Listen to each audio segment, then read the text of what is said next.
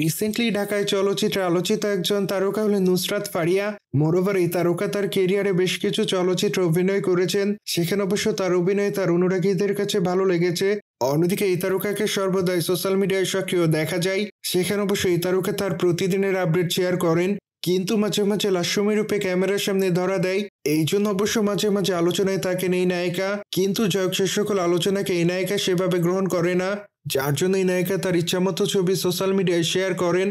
Moreover বর্তমানে এই তারকা তার ইনস্টাগ্রাম হ্যান্ডেলে একটি ছবি আপলোড করেছেন, সেখানে অবশ্য তাকে দেখা যায় সাদা কালারের গাউন পরে ক্যামেরার সামনে পোজ দিতে। মূলত খোলামেলা চুলে হালকা মেকআপে তাকে দেখতে অনেকটা সুন্দরী লাগে, আর এই জন্য বর্তমানে তার রূপের প্রতি ঘায়াল হতে দেখা যায় তার অনুরাগীদের।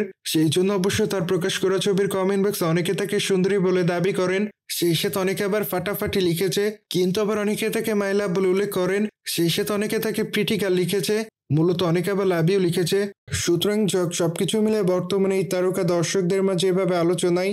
অন্যদিকে বর্তমানে এই তারকার হাতে বেশ কিছু চলচ্চিত্রের কাজ আছে, মূলত এই জন্য অবশ্য এই তারকা সে সকল চলচ্চিত্রের শুটিং এর কাজ শুরু করেছেন, কিন্তু আগামীতে এই তারকার রকিস্টার চলচ্চিত্রটি আছে মুক্তির অপেক্ষায়, সেখানে অবশ্য তার বিপরীতে প্রথমবারের মতো ইয়াশ দাশগুপ্তা অভিনয় করেছেন। ঠিক এই জন্য অবশ্য বর্তমানে তার এই সিনেমাটি দেখার জন্য তার অনুরাগীর অপেক্ষায় রয়েছে।